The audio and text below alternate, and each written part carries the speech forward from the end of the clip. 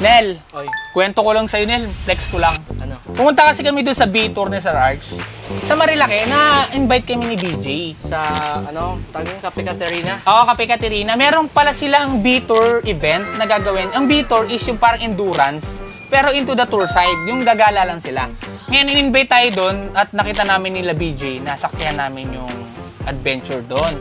Which is, sobrang daming motorsiklo ang pumunta doon at nag-enjoy doon sa meet and greet.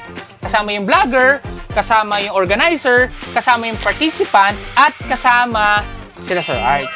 Diba? Ang sarap ng experience doon, Nel. Parang briefing yun, briefing. Oh, para siyang briefing na kung ano yung gagawin, itinerary, at saka at the same time is meet and greet. Masarap kasi minsan nakakasama mo yung mga idol mo or yung mga vloggers na pinapanood mo. Masarap siya bago gawin yung event. Actually, malapit na yung event nila yung B-Tour event nila.